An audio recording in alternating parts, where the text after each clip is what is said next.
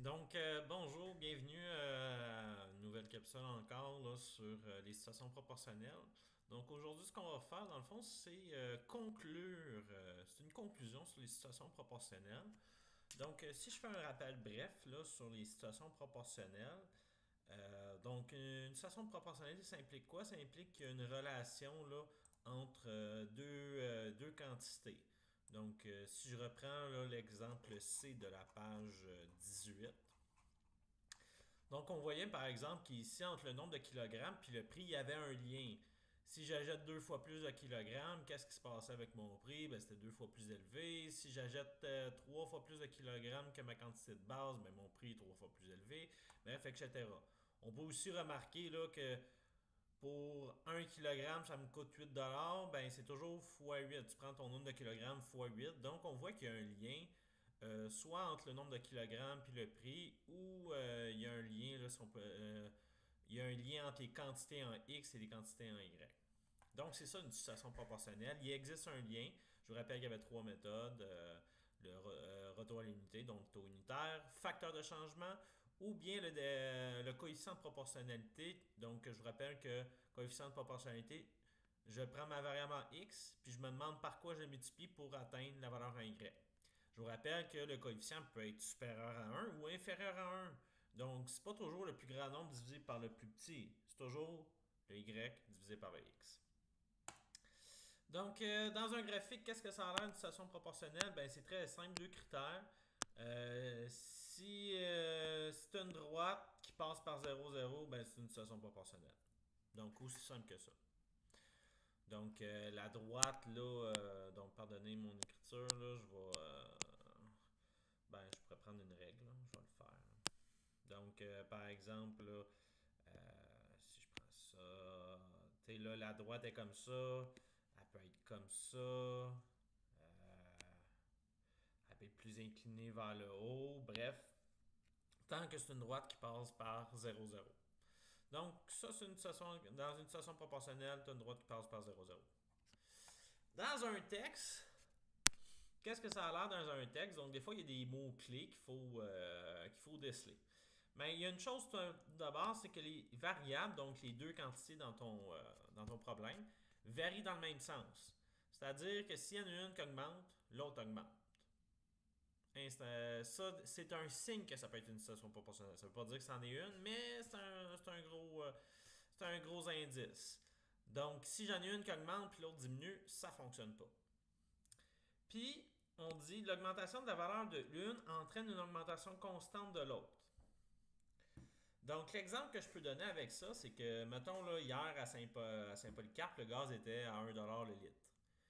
Ben, pour chaque litre que j'achète, c'est 1 $.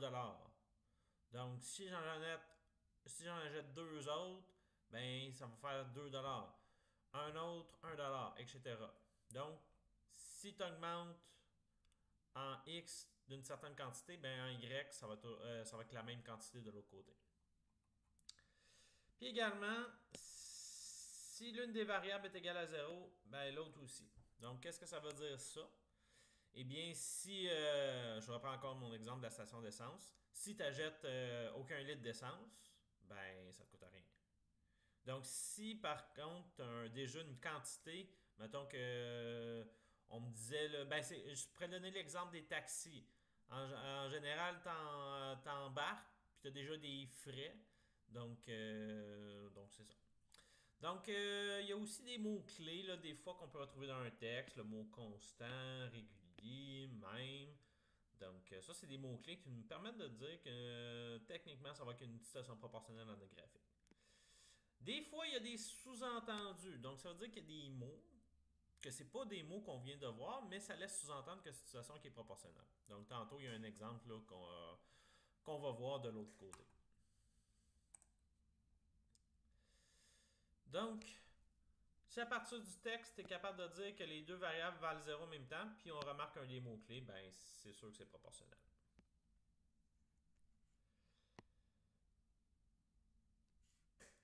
Donc, premier exemple, là, on nous dit que Jeanne travaille dans un restaurant et elle gagne un salaire horaire de 12 $. Donc, salaire horaire. Qu'est-ce que ça veut dire un salaire horaire? Ben, c'est qu'à chaque heure, tu gagnes la même chose. Parce que sinon, ça serait bien compliqué. Tu dis, OK, ta première heure, tu gagnes 12 $. Après l'autre, tu vas gagner 15 $. Puis ensuite, l'autre heure, tu vas en gagner 14. Non. Quand on t'offre un emploi, ben, on t'offre un salaire que tu gagnes pour chaque heure travaillée. C'est la même chose. Donc, pour chaque heure travaillée, tu gagnes la même chose. Donc, ça, un salaire horaire, dès qu'on parle de salaire horaire, ben, nécessairement, là, on est dans une situation qui est proportionnelle. Donc ici, c'est proportionnel, virgule, car un salaire horaire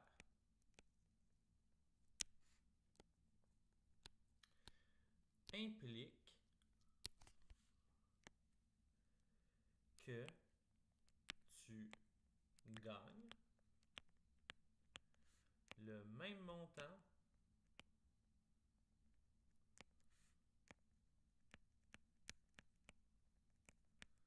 à chaque heure travaillée. Ben, pour chaque heure travaillée. Je vais juste effacer ça. J'aime mieux pour chaque heure travaillée. Donc, pour chaque heure travaillée.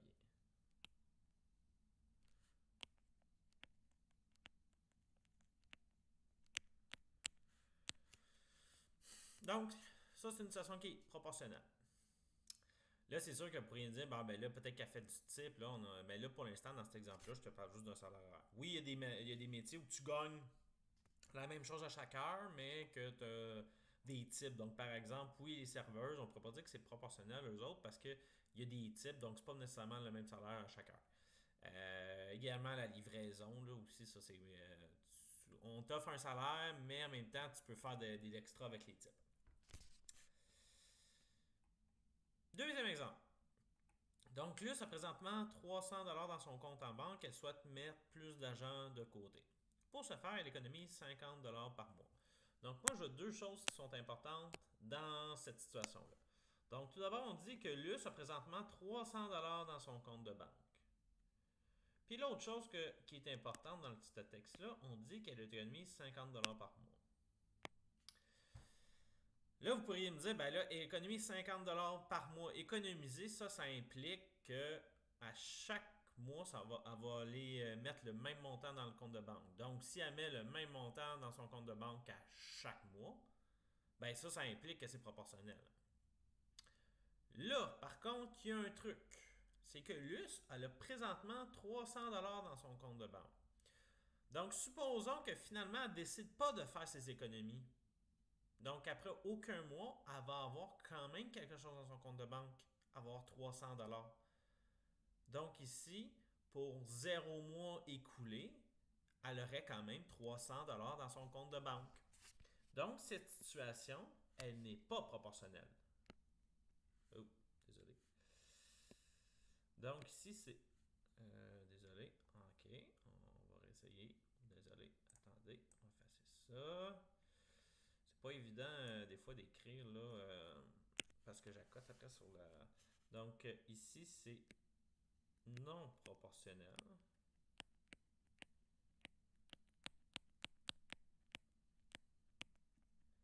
Virgule.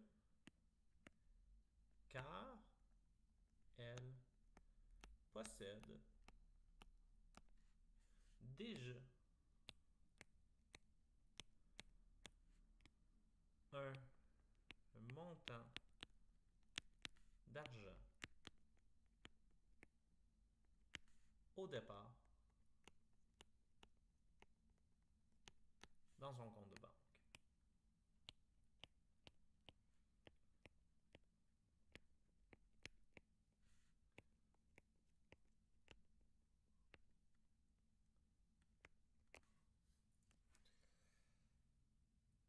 Si on avait dit qu'elle n'avait pas d'argent dans son compte de banque, là, ça aurait été correct. On aurait pu dire que là, elle décide de mettre l'argent de côté, donc son compte est vide, puis là, elle décide d'économiser 50 $ par mois. Donc, cette situation-là, elle n'est pas proportionnelle. Donc, ça me donnerait dans le fond le couple, mettons que X vaudrait 0, ben là, Y vaudrait 300. Donc, on l'a vu tantôt, une des conditions, c'est que pour la valeur en X qui est égale à 0, il faut que la valeur en Y, faut qu'elle soit aussi de 0. Donc, ce n'est pas le cas ici. Donc, on va conclure finalement les situations proportionnelles en regardant désolé. En regardant un exemple là, qui va synthétiser tout ce qu'on a appris à date. Donc, Cynthia est mécanicienne dans un garage à la campagne et gagne 15 de l'heure. On s'intéresse à la relation liant le salaire de Cynthia et le nombre d'heures travaillées. Donc, tout d'abord, les choses importantes. Donc, on dit qu'elle gagne 15 de l'heure. Donc, ça, c'est un sous-entendu que c'est une situation qui est proportionnelle. Et nos deux variables, c'est le salaire de Cynthia et le nombre d'heures travaillées. Donc, j'ai une table de valeur verticale. Donc, la première chose dans une situation, quand on veut représenter ça graphiquement, ben, il faut tout d'abord créer une table de valeur. Donc, le nombre d'heures travaillées, c'est X. Donc, vu que c'est une verticale, ben, X va à la gauche. Je vous rappelle le truc, là, ordre alphabétique, qu'est-ce qui vient en premier? Ben, X. Donc, ici, ça va être le nombre d'heures.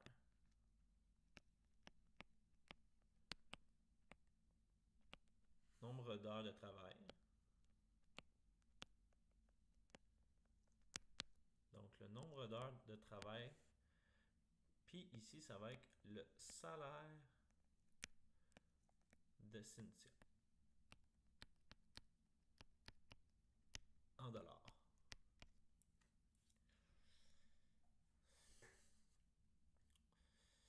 Et après, on doit créer 5 coupes de valeurs. Donc, je m'imagine 5 différentes quantités d'heures qu'elle a travaillé, puis je vais trouver le salaire de Cynthia en conséquence. Donc, supposons qu'elle travaille 0 heure. Ben, Cynthia n'a pas de prime, rien. Fait qu'elle va avoir fait aucun dollar. Si elle fait 5 heures de travail, ben, chaque heure travaillée, elle gagne 15 donc son salaire, elle va avoir ramassé 75 Si on en fait 15 heures de travail, ben là, je vais faire 15 fois 15, qui me donne 225. Si elle fait 20 heures de travail, ben je vais faire 20 fois 15, qui me donne 300. Puis finalement, je pourrais dire, là, tiens, 30 heures de travail, ben je fais 30 fois 15, qui me donne 450.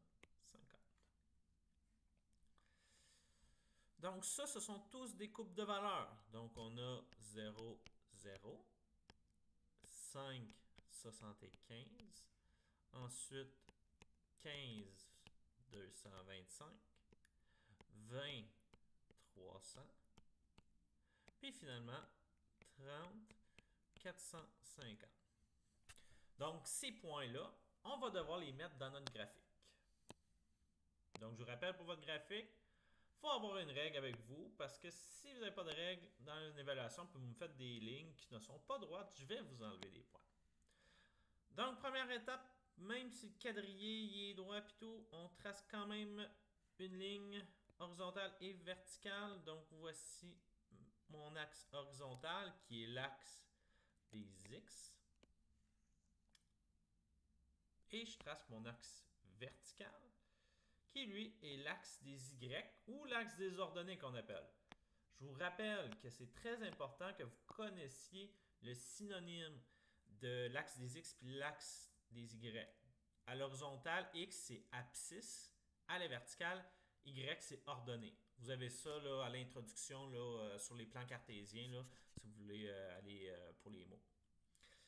Donc, maintenant qu'on a tracé nos axes, eh bien, qu'est-ce qu'on va faire? C'est qu'on va nommer nos axes. Donc, X, c'était le nombre d'heures de travail. Donc, je vais écrire nombre, nombre, vous pouvez écrire NB.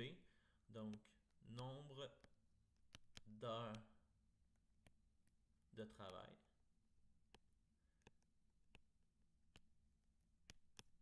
Puis finalement, en ordonnée, ça va être le salaire de Cynthia.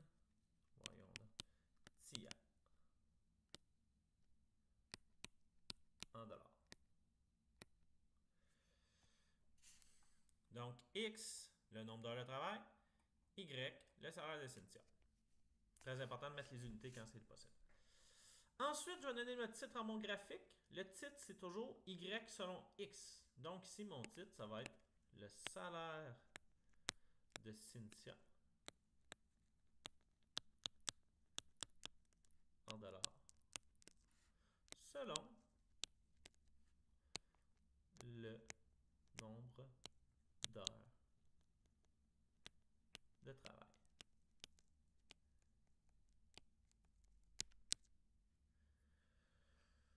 Ouf, travail fait dur un peu, je vais le réécrire, là, que ça soit plus beau. Donc, travail, et voilà. Donc ici, déjà là, on aurait 3 points. Quelqu'un qui m'écrirait ces 3 choses-là aurait déjà 3 points. Ensuite, la prochaine étape, ça va être d'aller graduer nos axes. Donc ici, c'est toujours 0, 0 le point de départ. Et là, je vais aller regarder. Donc à l'horizontale, pour X, je pourrais y aller pour des bonds de 5. Donc ça fait 5, 10. Puis ensuite, je peux distancer mes valeurs, si je peux dire. 20, 30, 40, 50, 60.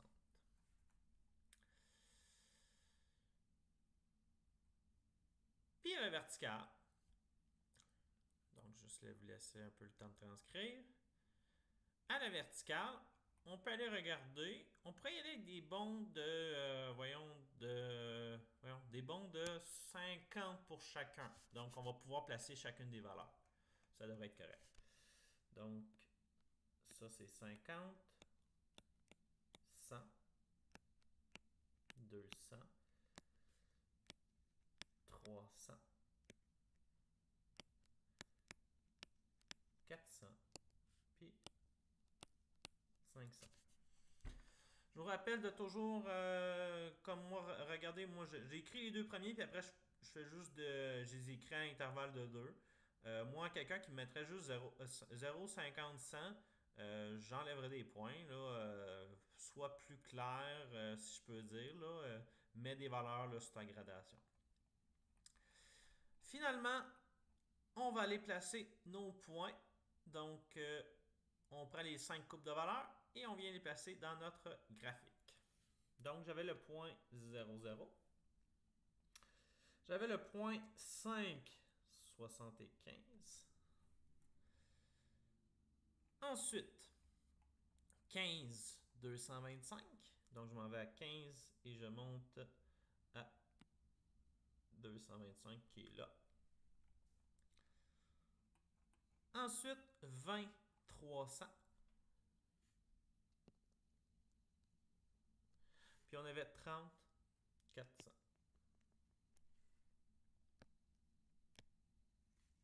Donc, on a tracé nos 5 points. Ben, qu'est-ce qu'il nous reste? Il nous reste juste à... voyons, 20. J'ai une erreur. Oui, ça se peut. Attendez, juste un instant. 0, 0, 5, 75. On est ensuite à 15, 225. Ensuite, on était à 20, ça. Là, c'est juste le 30. C'est 30, 450, pardonnez-moi. C'est pas là. Mais ça va être ici. Désolé, c'est mon erreur. Je me disais qu'il y avait quelque chose qui clochait pas. Donc après, ben, on prend notre règle, puis on aligne nos points et on trace notre droite. Et on la continue parce que la situation de Cynthia, on ne nous impose pas, mettons, un nombre d'heures maximal qu'elle aurait pu travailler dans sa semaine. Donc, c'est ça. Donc, voici le graphique qui... voyons... voici les graphiques qui nous permettent de représenter la situation là, qui est le salaire de Cynthia selon le nombre d'heures de travail. Finalement, on vous pose une dernière petite question. Donc, le type de situation, ben là, c'est proportionnel. Ça, c'est sûr.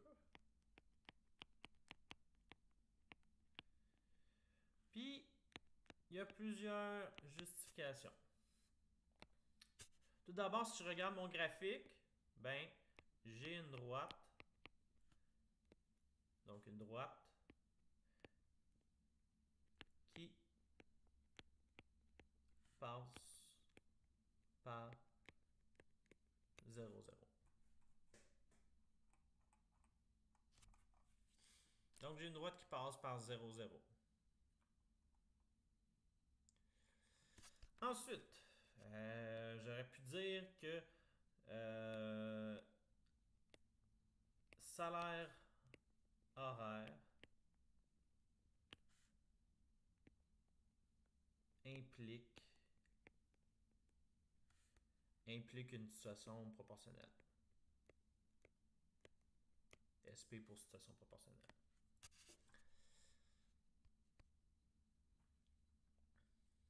Donc, un salaire horaire implique une situation proportionnelle. Ensuite, qu'est-ce que je peux remarquer aussi? C'est toujours, pour passer de X à Y, je fais toujours x15, x15, x15, etc. Donc, pour passer de X à Y, je multiplie toujours par la même chose. Mais ce lien multiplicatif, on l'appelle le coefficient de proportionnalité. Donc, je peux dire que le CP est constant. Puis, il est de 15, donc je vais écrire x 15. Donc, très important, quand vous êtes dans une évaluation, vous me dites le CP est constant, ben moi, je m'attends à ce que tu me dises justement c'est quoi le CP. Puis si je te donne juste une table de valeurs, mais je vais m'attendre, comme dans les exemples qu'on a vus précédemment, à ce que tu me fasses les calculs. Donc, j'aurais pu dire aussi que le facteur des changements, là, il est identique là, selon les coupes choisies. Si je remonte en haut, pour passer de 5 à 15, ben, je fais x3. Ben là, remarque que si j'ai fait 3 fois plus d'heures, ben, mon salaire va être 3 fois plus élevé. Donc, ça fonctionne. J'aurais pu faire, si je pars de 5 heures puis je m'en fais 30, je fais 6 fois plus d'heures, ben mon salaire devrait être 6 fois plus élevé, ce qui est le cas. Donc, on remarque aussi que le facteur de changement, il est constant selon les coupes choisies. Donc, ça conclut la capsule sur la conclusion des situations proportionnelles. Donc, les prochaines choses qu'on va voir, ça va être les situations inversement proportionnelles. Bonne journée, bonne fin de semaine!